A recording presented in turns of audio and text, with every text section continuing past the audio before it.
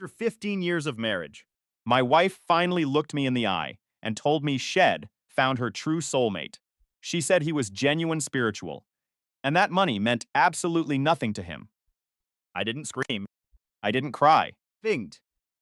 I just gave her a small, cold smile, finished my dinner, and walked into my study to make the only phone call that mattered. Phew. By the time she finished her second glass of wine, I had already dismantled the life she thought she was leaving me for. My name is Nolan, 41 years old. and for the last 17 years, I've been a lineman for Duke Energy in Charlotte. Most people don't understand what that job really costs. Bro, I climb poles in the middle of thunderstorms. When the world is dark and dangerous. I'm the guy who literally plays with lightning so the rest of the city can keep their lights on. Fens, it's hard, honest. And high risk, but it pays exceptionally well. I've spent my entire adult life making sure Camille, my wife, never had to worry about a single bill. We met when I was 24 and she was 22. Fed. Back then, she was sweet. She laughed at my bad jokes and didn't seem to care about the finer things in life. We bought a house in Ballantyne when I was 26, using every dime of overtime pay I had. Paid that house off early. Because I've always hated the idea of owing anyone a single penny. It was our sanctuary, or so I thought. 3 years into our marriage, Offended. decided that her entry-level admin job was draining her creative spirit. She claimed the corporate world was killing her soul, so I told her to quit. For the next 12 years, she didn't bring home a single paycheck. Fusing. She dabbled in yoga certifications. She never used photography courses. She abandoned the moment they got difficult. And an artisan canceled business that nearly burned our garage down. I funded it all. Beat. I didn't keep score because I believed that's what a husband does.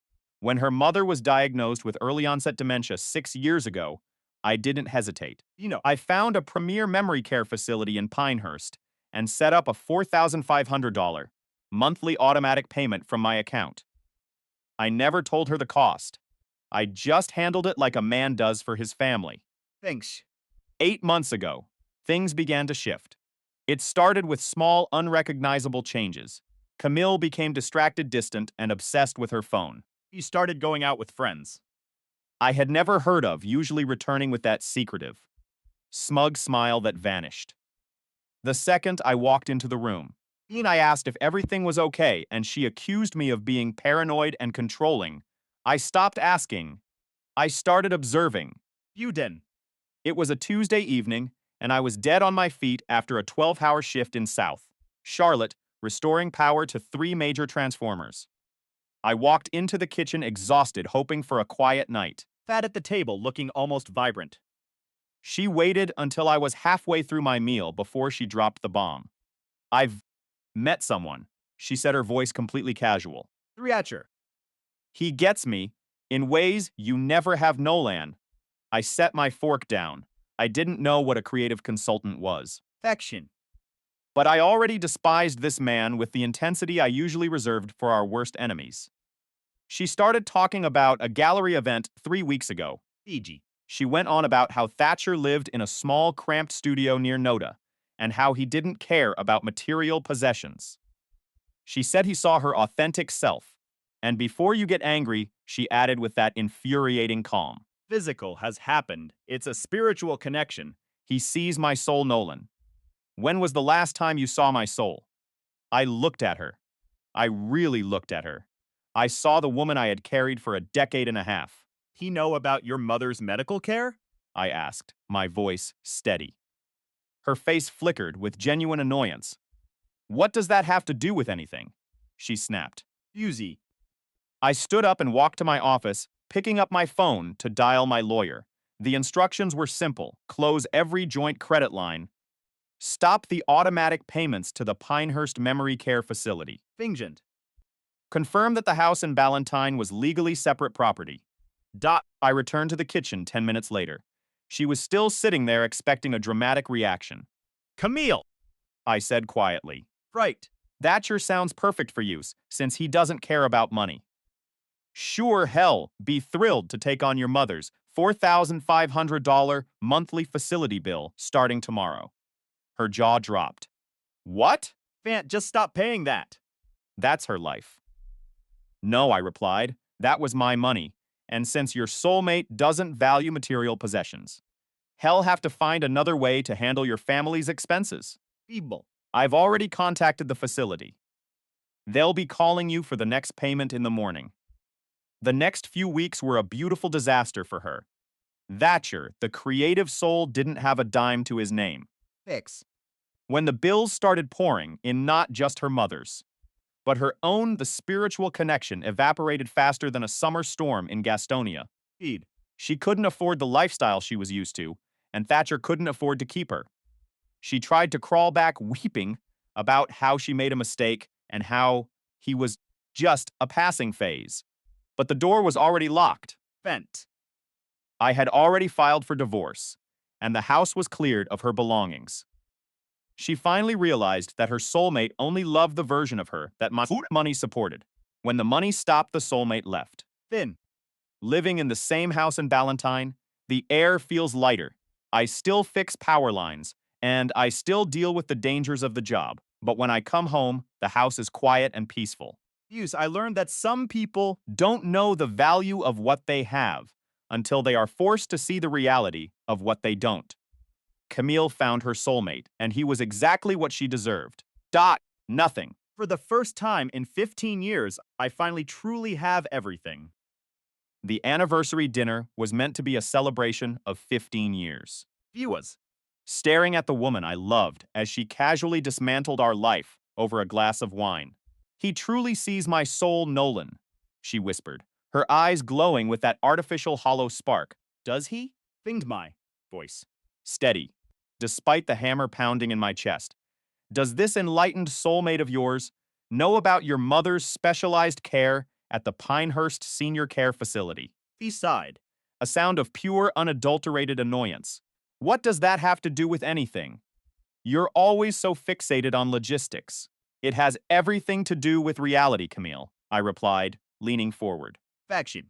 I pay $4,500 every single month to ensure your mother is treated with dignity, rather than being discarded in some Staterin ward that smells of misery and neglect. Vision. You're just trying to make me feel small, she snapped, crossing her arms. It's not about the money, Nolan. It's about emotional growth. Fears that. Thatcher says that kind of obsession with bills is exactly what keeps people stuck in a cycle of spiritual poverty. I felt a cold, sharp clarity wash over me. Thatcher, the man who has never paid a mortgage in his life, I assume. He's evolved. Past such trivial things, she retorted. Right, evolved. I stood up, pushing my chair back with a soft keck scrape against the floorboards. I need to make a call. Ha! We're in the middle of a deep conversation, Nolan. Female. You are in the middle of a monologue. I have business to attend to. I walked into the home office, closing the door behind me. The silence of the room was a sanctuary. Pulled out my phone. And dialed Weston, the only person who had ever understood the value of a solid, practical plan. He answered on the second ring, his voice crisp. Weston here. Houston. I have 3 things for you, I said, looking out at the yard we had built. Together, close. All joint credit lines immediately terminate the automatic payment for Pinehurst Senior Care for Mrs. Feud. Harlow and file the documents to declare this house as strictly separate property. There was a pause on the other end, the kind of pause that only a seasoned lawyer makes when they realize the landscape has shifted. This about the soulmate Nolan. She found someone who doesn't believe in material things, West simply helping them live their truth. He chuckled, a dry, sharp sound. I'll have the wheels turning by 9 tomorrow morning. That you're certain about the medical payments? That will trigger an immediate crisis. I am entirely certain. Understood. I'll send you the updates. I walked back into the kitchen. He was loading the dishwasher. Humming a tune, radiating the sickeningly peaceful glow of someone who thinks they've escaped a cage without consequence. I'm glad we talked, she said, not bothering to look back. Worried. You'd make this difficult, but I knew you'd eventually understand that we both deserve to be truly happy. You're right, I said, my tone as calm as a frozen lake. We do. She turned, flashing me a genuine, radiant smile. Finned. I smiled back. I knew that in less than 14 hours, The world she had carefully curated would begin to collapse. Her cards would be rejected at the checkout. The facility would call about the missing payment. Used. And her non-materialistic enlightened soulmate was about to experience the raw, unfiltered reality of what happens when the safety net vanishes into thin air. Wednesday dawned bright and clear. For work at 6 moving with the precision of a man who has already settled his accounts. But, Meanwhile, Camille spent her day in a flurry of digital affection, Fegture. giggling at texts and hiding in the bathroom to just whisper with her new love, oblivious to the storm clouds gathering on the horizon. Fix. She left at 6 that evening, dressed to the nines, ready for a night of intellectual stimulation and expensive drinks. I didn't ask where she was going. I didn't need to. At 7:15, the phone rang. Administrator from Pinehurst. Mr. Beckett calling regarding Mrs. Harlow's account. The automatic payment has been declined. I understand, I replied, my voice devoid of emotion. Fington. I am no longer the responsible party for that account. You will need to contact her daughter, Camille Beckett. I recited Camille's Snell number and wished her a pleasant evening. Then I sat down, made myself a sandwich, and waited. Phone began to vibrate against the table. At 8, missed calls. Aggressive texts. More missed calls. Fumulate like falling leaves. While I finished my dinner and picked up a book I'd been putting off for months. When I finally decided to call her back, her voice was a weapon trembling with panic and indignation. Did you do Nolan? Not sure what you mean, I said, leafing through a page. I did many things today. Which one are you referring to? My card was declined! Right in front of everyone at the restaurant. Facility called to say you'd stopped payments. For Mom, are you insane? I simply reorganized my finances. I answered, keeping my tone mild. You can't just do that without talking to me. Being Tykins. My money, Camille, all of it. A terrifying silence stretched across the line. Then her voice dropped, losing its sharp edge and taking on a hollow, desperate tremor. This isn't funny. Mom needs that facilitator threatening to move her. That sounds like a problem for someone who values non-materialistic connections over financial obligations, I replied. $4,500. I haven't worked in 12 years, and you know that. That's unfortunate, I said, closing my book. Sounds like something you should have considered before you announced your grand liberation. 50. There was no comeback this time. Just the heavy, suffocating weight of realization. Are you punishing me? She whispered. No, Camillem. Just letting you have exactly what you said. You wanted a life without my interference. We can talk about this. When I get home, we can figure it out. Sure, I said, staring at the empty house. Drive safe. I hung up, turned off the lights, and waited in the quiet. She came home. 2 hours later, her face blotchy and red. The image of a woman who had finally learned that the world doesn't run on soulmates, it runs on the things she had so arrogantly dismissed. The phone vibrated against the mahogany table like a trapped insect. I stared at the screen for a long moment before finally tapping the green icon. Hot! It isn't supposed to go like this, Nolan. We can discuss the details. When I walk through that door tonight. Well, figure it out as a team, I suppose. Sure thing, drive carefully. The dial tone echoed in the kitchen, a sharp, sterile sound. Busey. I returned to my novel, waiting for the inevitable storm to break. 2 hours later, she arrived home with the hollowed-out expression of someone who had spent the afternoon sobbing into a strained shoulder. Thatcher had to pay for the dinner. She stated, her voice devoid of any warmth, as she tossed her handbag onto the granite island. How did that little interaction unfold? Don't even start with me. Bing. Asking out of genuine curiosity. Did he seem pleased about the check, or perhaps excited to support his supposed soulmate during a time of crisis? She deliberately looked away, her jaw tight. Rectify this situation immediately. Turn the credit cards back on Nolan. Call the care facility and reinstate the automatic payments. This isn't just about my personal shopping habits. It's about my mother's health and basic safety. Your mother is your responsibility, Camille, not mine. To be perfectly honest, she was never really mine to begin with. You.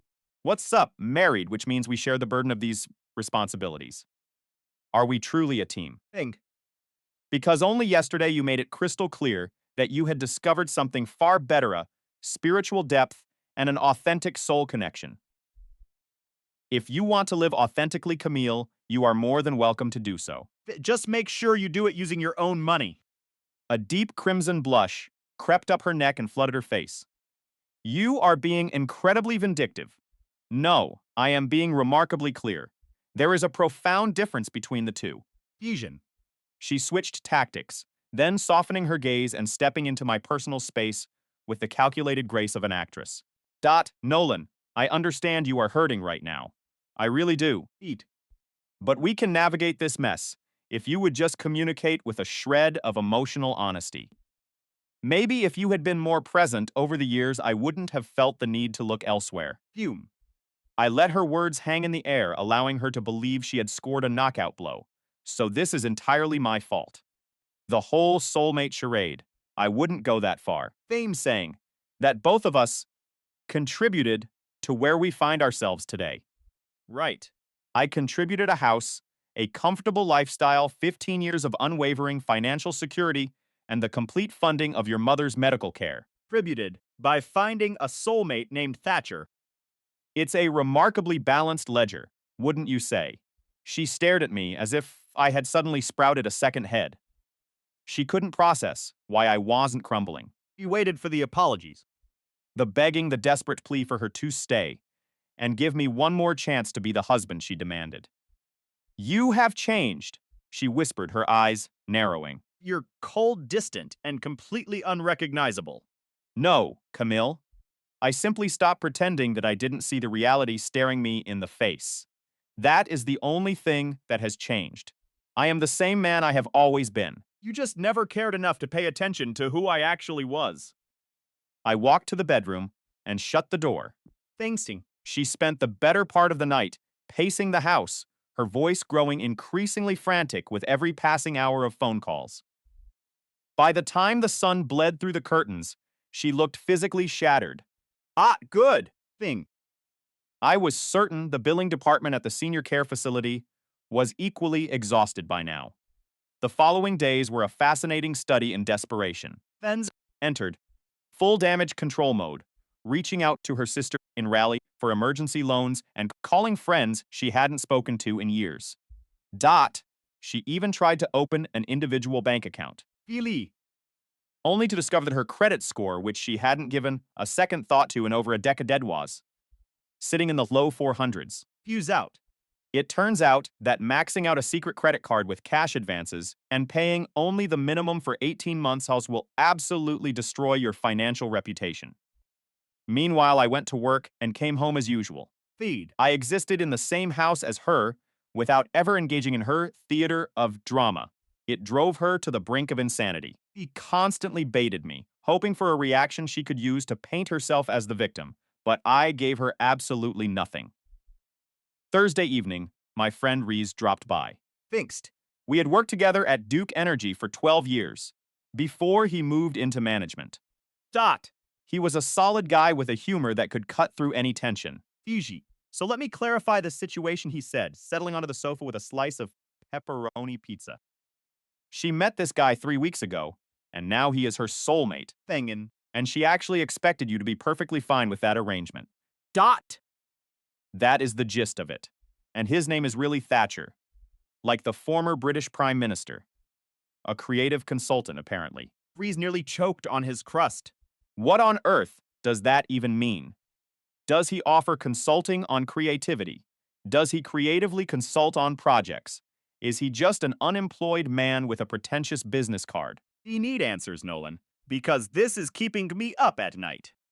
I didn't bother asking for his resume. Reese shook his head, a mixture of amusement and disbelief on his face. Fuse up, brother.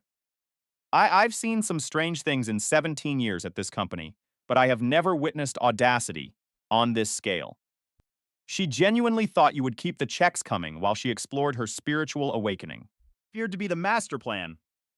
The front door swung open and Camille walked in, freezing the moment she saw Reese sprawled on the couch. Oh, I wasn't aware you had company. Reese just dropped by, we're catching up. He glanced. Between us. Looking for an opening. Reese, just waved his slice of pizza in her direction completely unfazed. Hey, Cammy, how is the soulmate search going? Are you finding those authentic connections you were looking for? Her face turned a deep, furious shade of red. Without uttering a single syllable, she grabbed her purse and slammed the door behind her as she exited. Thing.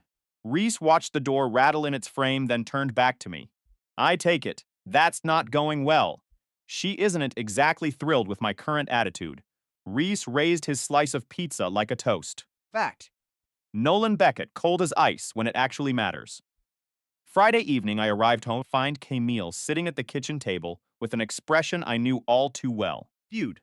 It was the look of a person who had received devastating news and had no idea how to process it. I spoke to Thatcher today, she said quietly, refusing to meet my eyes. We had a very long conversation. How did that go? Feed. He believes we are moving too fast, she muttered. He thinks I should focus on my family situation right now and get things stable. Then we can see where we stand later. Ease. I leaned against the counter, crossing my arms over my chest. Let me guess. As soon as your family situation became complicated and required actual resources, he suddenly became very busy with other things. He is supporting me from a distance, giving me the space. I need to handle this on my own. Is that what he calls it? Supporting from a distance. Very expensive way of saying. He is abandoning you the moment the bill arrived. She didn't answer because she didn't have to. We both understood the reality of the situation perfectly. Fixies. Thatcher had signed up for a married woman with stability and access to a comfortable bank account. He did not sign up for a separated woman with a ruined credit score and a mother in a facility she could no longer afford. Each. The math had changed, so he changed his equations. It turns out that even the most spiritual, non-materialistic soulmates have their limits when it comes to paying the rent. So what is the plan now? I asked. I honestly don't know. Fusey. Well, You have plenty of options. You could get a job for starters. The math stopped adding up, and for the first time in a decade, I refused to play the role of the infinite ATM. fict.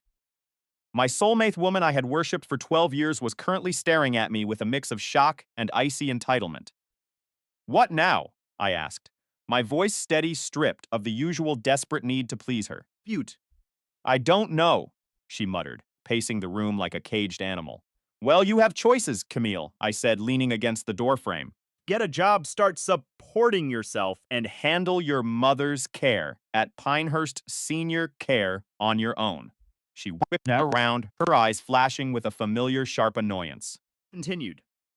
You could keep waiting for Thatcher to return once his little financial crisis stabilizes. She stood up so fast. Her chair clattered against the hardwood floor. Being such a jerk about this. She snapped. Not being a jerk, Camille, I replied. My tone, cold.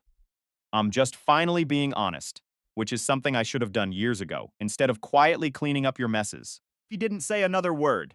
She just stormed upstairs and slammed the bedroom door, so hard the pictures on the hallway wall vibrated. I made myself a simple dinner, ate in the kind of silence that feels like freedom, Fragile. and realized how fragile a life becomes when you are the only one holding the foundation together. Fusion. By Monday morning, I was sitting in Weston Pierce's office, signing the divorce papers before my first job site meeting in South Charlotte. Team. It was a cold clinical decision, and as far as I was concerned, the marriage had ended. Months ago, I was just making it official. Camille found out at noon when the process server arrived at our doorstep. Fade. My phone buzzed relentlessly for an hour and missed calls, all from her. I didn't answer a single one. I had a project to manage, and honestly, the conversation was already dead. Fumed one. When I pulled into the driveway that evening, she was waiting in the living room surrounded by a mountain of printed legal articles. Each that. North Carolina is an equitable distribution state, she announced, trying to sound like a seasoned litigator. I am entitled to a fair share of everything we built. She insisted, her gaze daring me to challenge her. Feel free to present that argument to a judge. I replied, tossing my keys on the counter. My attorney will have a fun time explaining how you haven't worked in 12 years and were actively conducting an affair. Fair. Nothing physical happened. She shrieked. Emotional infidelity is still infidelity, Camille, I said, walking closer. Finchel. Especially when there is a documented timeline of your gallery dates and that soulmate text message you sent. Her confidence wavered, a flicker of panic crossing her features. You've been setting me up, haven't you? Fess. She whispered. No, I corrected. I've been documenting. You set yourself up. Camille, you just did a terrible job at it. Vish. She switched tactics instantly, her face crumbling into tears, the same performance that used to soften my heart years ago. Nolan, please. She sobbed, reaching for my arm. I got confused, but we can fix this. We can go to counseling. Fix. I pulled away, stepping back into the light. You don't want to fix us. You want to fix your bank account so you don't have to get a job. That's not true, I love you, she cried. Your soulmate. Disappeared the moment the money stopped flowing. Camille, I said, my voice heavy with finality. You didn't apologize. You just looked for a new strategy to get what you wanted and am done. Fix. Something dark shifted in her eyes, then a transition from fake tears to pure, unadulterated venom. Fine, she hissed, her voice dripping with malice. You want to play this game? Feud. I will take everything, the house, your retirement, every cent you have. Good luck with that, I replied, walking toward the kitchen. You're going to need it. She grabbed her keys and bolted out the door, the tires of her car screaming as she peeled away. I immediately called Reese, my brother. She's going scorched earth, I told him. I figured she would. Reese sighed. Do you have anything on you? Nothing. Real, but she is bluffing, trying to scare me into a settlement. Smart, he said. Hey, have you talked to my cousin Kendall yet? The forensic accountant. Not yet. You should. She's scary good at digging up hidden dirt.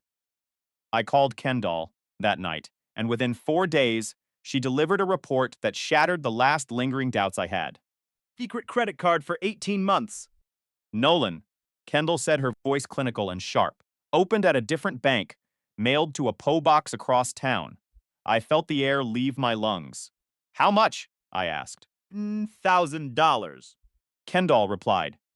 Cash advances, hotel charges across Charlotte, jewelry, none of which was for you. 18 months? I echoed, the reality of the long-term betrayal setting in. You was cheating. Long before Thatcher Nolan. She's been living a double life for a long time. Easy. I thanked her and hung up, sitting in the dark and realizing that the last year and a half of my life had been a carefully orchestrated lie. Thanked. A week later, Camille's high-priced attorney sent a 6-page demand letter filled with theatrical accusations of financial abuse and cruelty. Weston Pierce. My lawyer read the letter in his office and started laughing. You really has no idea what you have on her, does she? He asked, tapping the folder containing Kendall's report. She thinks she's the victim, I said, feeling a strange cold peace. You. Well, Weston smiled, leaning forward. By the time we're done in court, she's going to wish she had just asked for a divorce. The game was over, and for the first time in years, the math was finally starting to make sense. Things. The silence in the room was heavy, almost suffocating. As Weston closed the thick manila folder and leaned back in his chair with a smirk that felt like a death sentence for my ex-wife's case. Eat. He looked at me, his eyes sharp and analytical, and let out a dry, hollow laugh. She honestly has no clue how much ammunition you've gathered against her, does she? I shook my head, staring at the table. Finch. She doesn't even suspect the credit card records exist. Then her attorney is flying blind. Weston replied, checking his watch, and that makes this mediation a lot more entertaining than I expected. Vent. 3 weeks later, the day of the mediation arrived. Camille had been staying with her sister over in Raleigh, a displacement that felt like a permanent weight being lifted from my shoulders. For the first time in 15 years, My home in South Charlotte was actually a home, not a battlefield. fizzed. I spent those weeks sleeping soundly, running at dawn, and reconnecting with the person I was, before the marriage became a slow-motion car crash. Ebat. The night before the legal battle, Reese dropped by with takeout Chinese and a look of concern that he tried to hide behind a smirk. You feeling steady, man? He asked, popping the plastic lid off the lo mein. Feeling ready, I said. Feeling surprisingly hollow. You've got the smoking gun right here. 18 months of hidden spending, the secret account she's absolutely finished. I know. Thinked. I set my chopsticks down thus plastic, clattering against the plate. It's just 15 years, Reese. I thought I knew who I was coming home to every night. Turns out I was living with a stranger who happened to share my bed. Thing you. Reese leaned back, his expression softening. Bah! Some people are just world-class actors, man there. Born with a mask glued to their face, it doesn't make you blind, it just makes her a predator. Is that supposed to make me feel better? I asked, looking at the floor. Nope, but it's the honest truth. The mediation room at the firm downtown was sterile and gray, smelling of cheap coffee and aggressive cologne. Thanks, T. Camille walked in like she was attending a gala, wearing an expensive new outfit and enough makeup to mask the tension radiating off her. Her attorney. A man with a watch that cost more than my first car walked with the swagger of someone who expected an easy victory. Weston and I sat opposite them, lean and ready. Thanked. Camille's lawyer opened the show, leaning into his practiced manufactured outrage. He painted Camille as a fragile flower, a victim of my coldness. You. A woman who sacrificed her professional dreams to nurture a marriage that I had allegedly destroyed. He spoke about emotional trauma, lack of support, and the injustice of our separation. So Weston let him build his castle of lies. Bingen. Then he reached into his bag and pulled out the truth.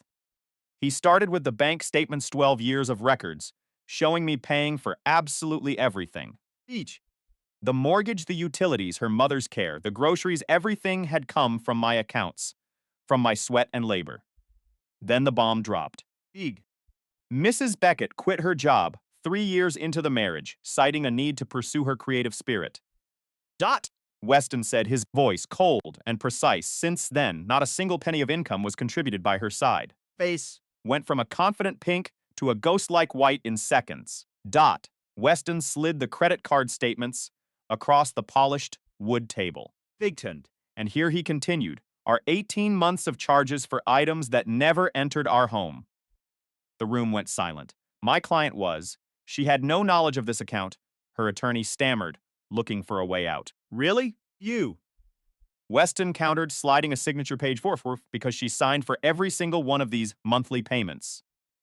Camille leaned over and hissed something into her lawyer's ear. Thing. I could see the panic flooding her eyes, the realization that her easy money had just evaporated into thin air.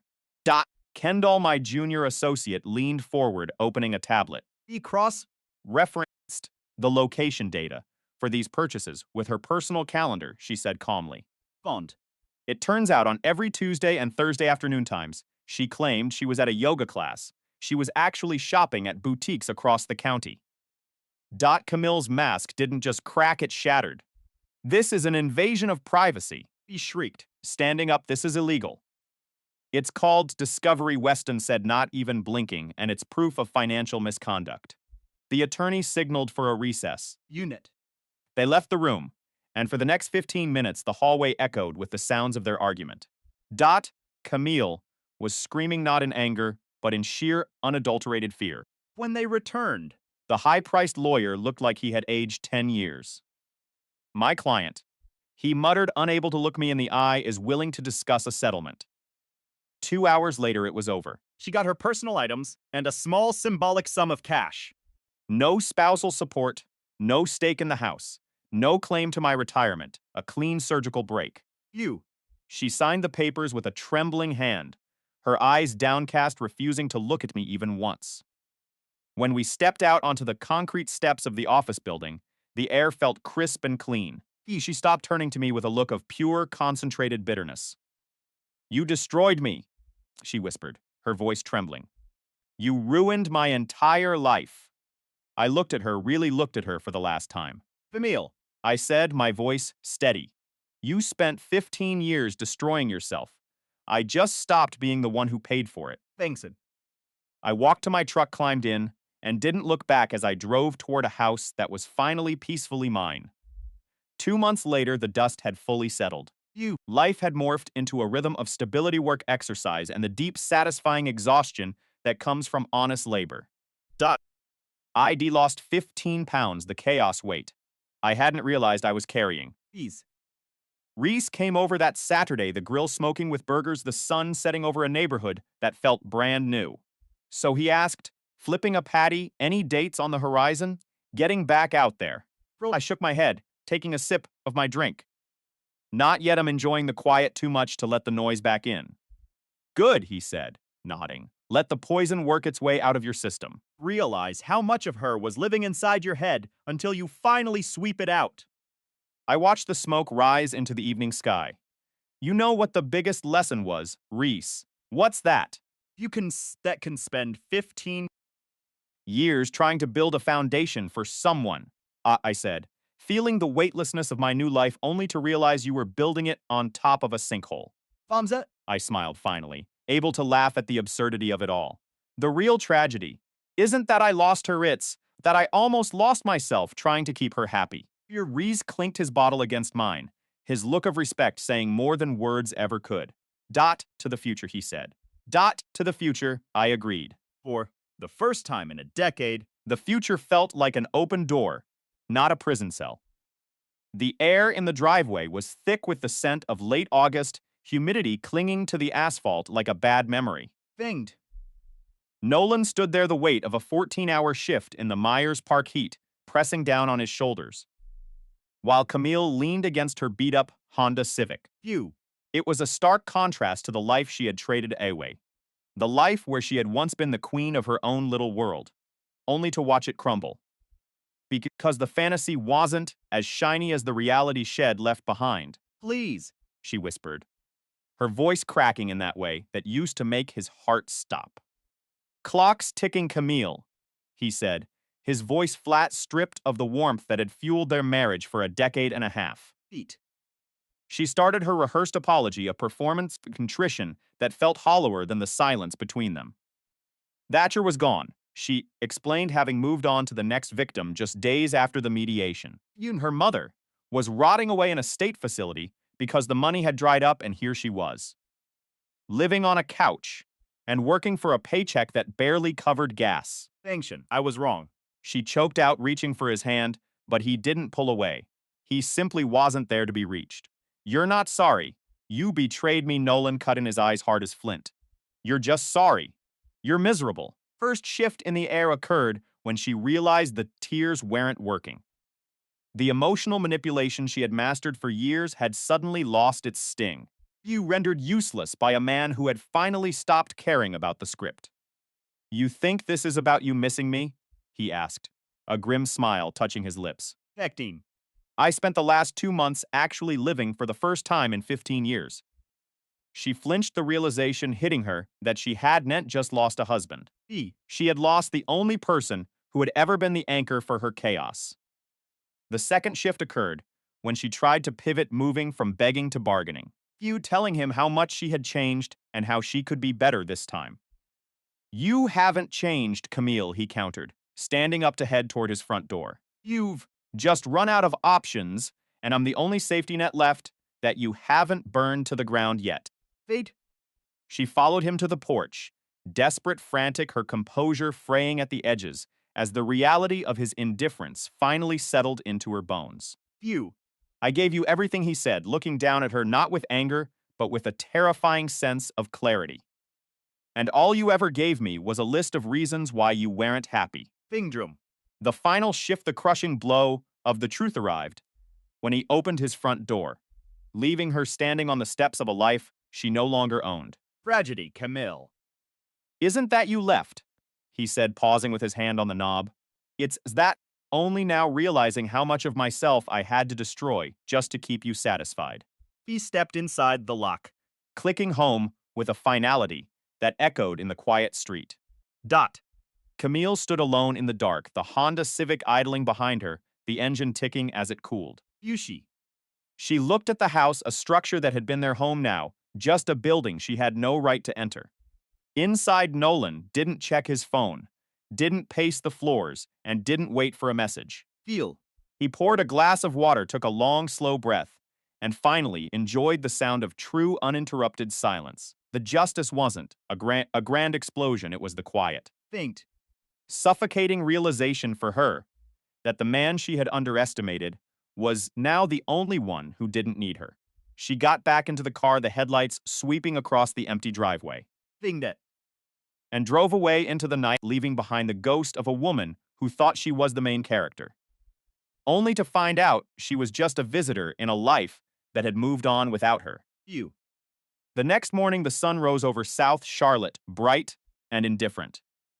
Nolan made his coffee, felt the morning breeze on his face, and for the first time in his adult life, He didn't look at the clock. didn't worry about a crisis, and didn't remember her name. The story was over. The debt had been paid in full, and he was finally completely free. Vecti. The silence in the living room is so thick you could cut it with a knife. Camille sits across from me, her hands trembling as she fiddles with her wedding ring. Really her. Look at her and realize the anger I carried for months has just evaporated. I'm not furious anymore. I'm just relieved. Camille looks up, her eyes wide disbelief, written all over her face. 15 years, Nolan. And that's all you have to say. I lean back, crossing my arms, feeling the weight of the last decade finally sliding off my shoulders. Pod. 15 years where I carried the world on my back, Camille. Bring. I handled the accounting, the house in Myers Park, the endless stress of your mother's care at Pinehurst. You were busy chasing shiny fantasies, weren't you? You took care of yourself while I took care of everything else in our lives. When Thatcher appeared, with his hollow promises and his high-end suits, you didn't just leave. You treated me like a contingency plan, a backup. Face turns pale. I never thought of you as a backup, Nolan. I stand up my chair, scraping harshly against the hardwood floor. Don't lie, Camille. Figured no matter how things turned out, with Thatcher I'd be here. Waiting like a loyal dog. You expected me to be the safety net when your little adventure hit the rocks. Freenan. She opens her mouth to protest, but the words die in her throat.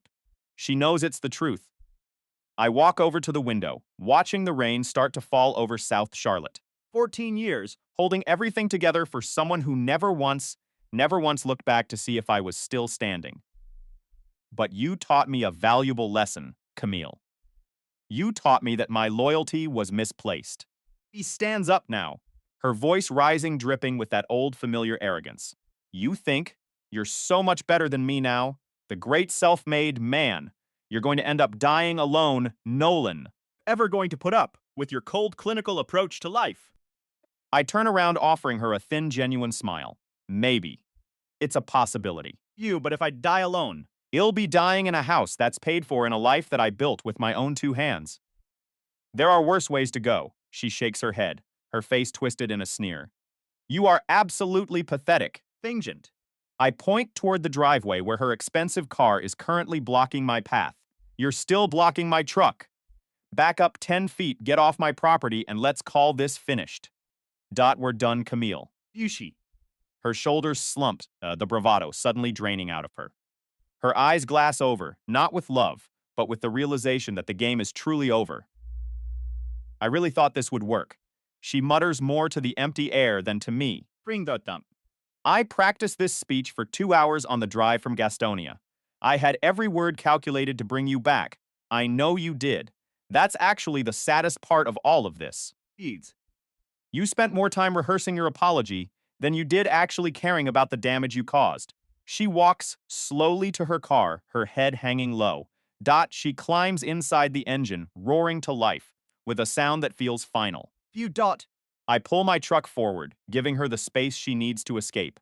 As she shifts into reverse, she rolls the window down, trying for one last jab. You're making a huge mistake, Nolan.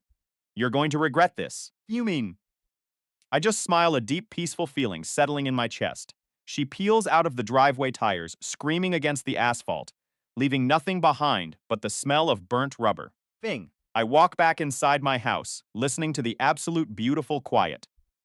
Camille thought she found her soulmate, but she ended up losing everything in the process.